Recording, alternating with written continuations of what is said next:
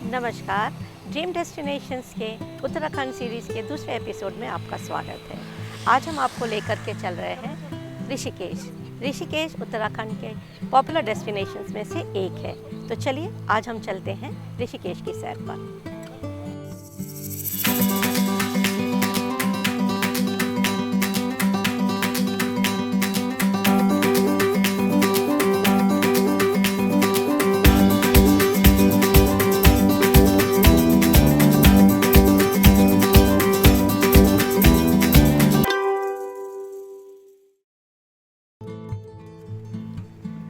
ऋषिकेश, जिसे देवभूमि या हिमालय का प्रवेश द्वार भी कहा जाता है, गंगा नदी के तट पर स्थित एक धार्मिक स्थान है और साल भर सारे देश से विदेश से यहाँ पर पर्यटक आते हैं और पवित्र गंगा नदी में डुबकी लगाते हैं।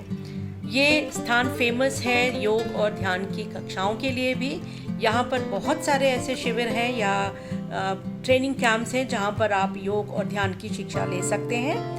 ऋषिकेश आने के लिए आपको बहुत सारे ऑप्शंस हैं आपके पास। आप बाय एयर आ सकते हैं। जॉली ग्रांट एयरपोर्ट यहाँ से 18 किलोमीटर के डिस्टेंस पे है। साथ ही साथ ऋषिकेश का अपना रेलवे स्टेशन है जहाँ पर भारत के प्रमुख शहरों से ट्रेन्स यहाँ पर आती हैं। इसके अलावा यदि आप बाय रोड आना चाहते हैं, आसपास के किसी शहर से आप अगर ऋषिकेश आ रहे हैं, तो आप प्राइवेट या पब्लिक व्हीकल के द्वारा भी ऋषिकेश तक पहुँच सकते हैं।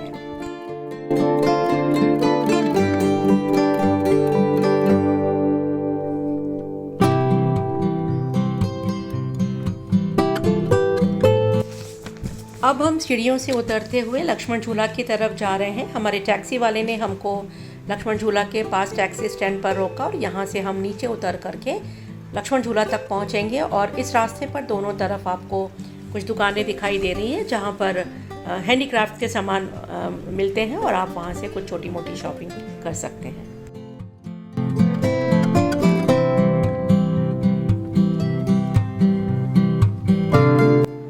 अब हम आ गए हैं लक्ष्मण झूला। मेरे पीछे आपको प्राचीन लक्ष्मण झूला नज़र आ रहा है। कहते हैं जब रावण का वध करने के बाद श्री राम यहाँ पर आए थे तो कुछ समय उन्होंने तपस्या की थी और उस समय इस गंगा नदी को पार करने के लिए लक्ष्मण ने इसके ऊपर रस्सियों का एक पुल बनाया था और इसीलिए इसको हम लक्ष्मण झूला के नाम से जानते हैं। इस पुल को बनाने के समय रस्सियों का और जूट का इस्तेमाल किया गया था, परंतु बाद में 1889 में इसकी जगह पर एक लोहे का सस्पेंशन ब्रिज बनाया गया। 1924 की बाढ़ के बाद जब वो पुल भी बह गया तो 1939 में फिर से एक नया पुल बनाया गया था। लेकिन आजकल इस समय इस झूले पर वाहनों का प्रवेश बंद है क्योंकि इसकी रिपेयरिंग का काम चल रहा है। लेकिन हाँ, पैदल हम इस पुल से जा सकते हैं और दूसरी तरफ जा कर के अनेक मंदिरों के दर्शन कर सकते हैं। लक्ष्मण झूला के ऊपर से जाते हुए आपको वो सामने एक विशाल मंदिर दिखाई दे रहा है।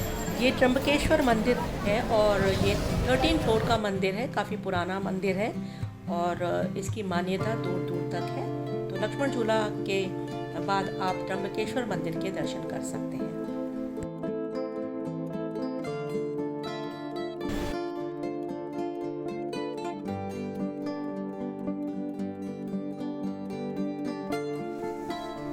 लक्ष्मण झूला से राम झूला का जो डिस्टेंस है वो 2 किलोमीटर है और यहाँ पर एक लंबा पाथवे है जिस पर चल कर के आप राम झूला तक पहुँच सकते हैं। हम भी वॉक ही कर रहे हैं लक्ष्मण झूला से राम झूला तक जाने के लिए। और यदि आप नहीं जाना चाहते पैदल तो आपको रेंट पर यहाँ पर स्कूटर्स मिल जाएंगे।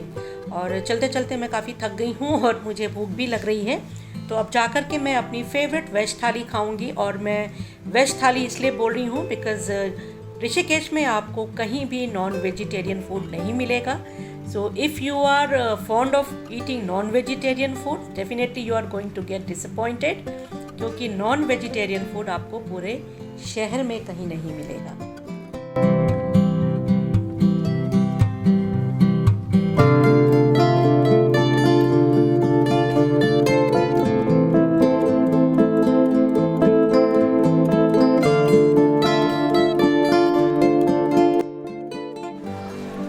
अब हम आ गए हैं ऋषिकेश के बहुत फेमस होटल चोटी वाला और ये काफ़ी पुराना रेस्टोरेंट है। 1958 से ये यहाँ पर है and it's a pure vegetarian restaurant. और यहाँ मैं जब भी आती हूँ यहाँ पर खाना ज़रूर खाती हूँ। तो चलिए आज हम चलेंगे लंच करने।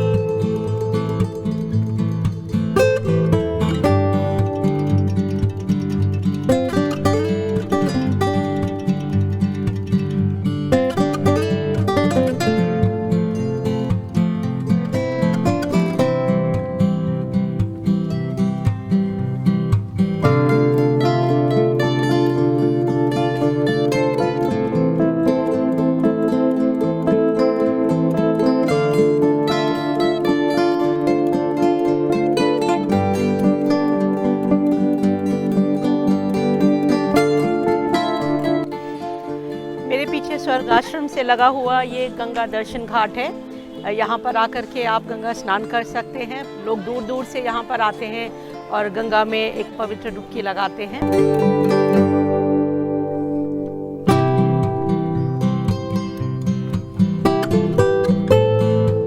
परमार्थ निकेतन ये ऋषिकेश के प्राचीन मंदिरों में से एक है। इसका निर्माण स्वामी विशुद्धानंद जी ने करवाया था, जिनको हम काली कमली वाले बाबा के नाम से भी जानते हैं।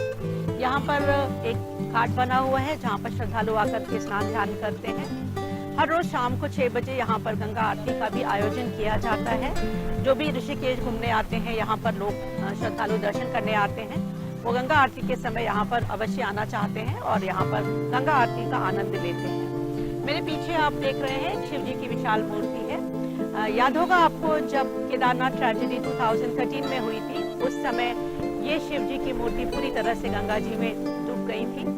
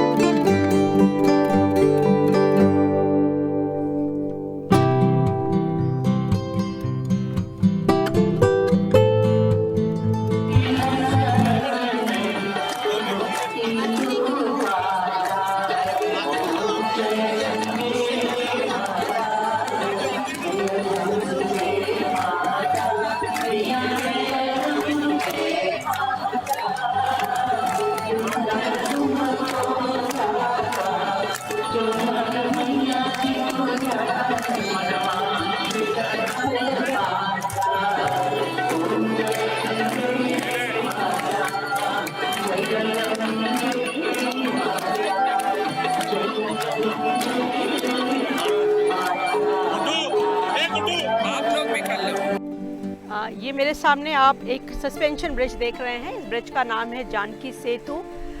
इसकी लंबाई 274 मीटर्स है और इसको पब्लिक के लिए 2020 में खोला गया था। जब से ये कांवड़ियों का आना जाना बढ़ गया, टूरिस्ट का आना जाना बढ़ गया, तो लक्ष्मण झूला और राम झूला पर प्रेशर काफ़ी बढ़ गया था। तो उस लोड को शेयर करने के लिए इस झूले का निर्माण किया गया, इस ब्रिज का निर्माण किया गया और आज इस पर ट्रैफिक का आना जाना काफ़ी ज़्यादा बढ़ गया है।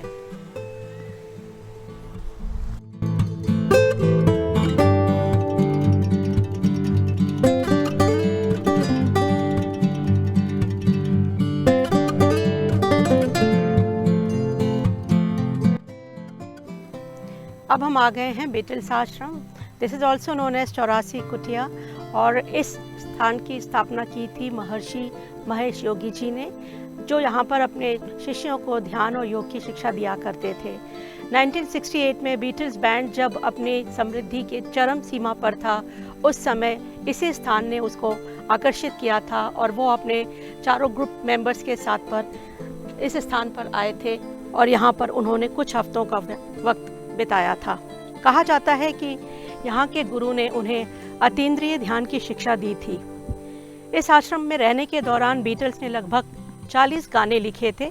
बाद में जब वो दोबारा अपनी ज़िंदगी में लौटे थे, तो इन्हीं गानों को उन्होंने अपने 2 एल्बम वाइट एल्बम और एबे रोड में शामिल किया था। 1968 के बाद से ही ये स्थान विदेशियों के लिए एक आकर्षक केंद्र रहा है और जो भी पर्यटक यहाँ घूमने आते हैं वो इस जगह पर अवश्य आते हैं।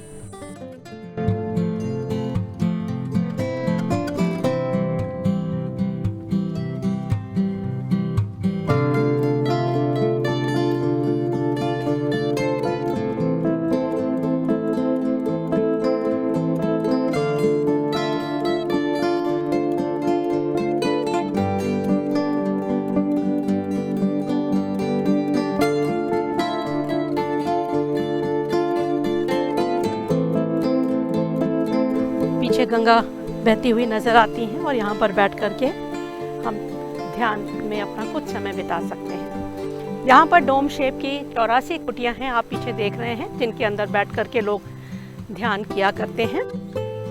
बीटल्स आश्रम के साथ ऋषिकेश का हमारा ये सफ़र अब यहीं पर ख़त्म होता है। उम्मीद है ये एपिसोड आपको पसंद आया होगा। उत्तराखंड सीरीज़ के अगले एपिसोड में हम आपको लेकर के चलेंगे पवित्र नगरी हरिद्वार। तब तक ड्रीम डेस्टिनेशन चैनल को लाइक और सब्सक्राइब करना ना भूलें। मैं आपकी होस्ट अर्चना श्रीवास्तव अब आपसे विदा लेती हूँ। अपना और अपने परिवार का ख्याल रखें। Take care, bye bye.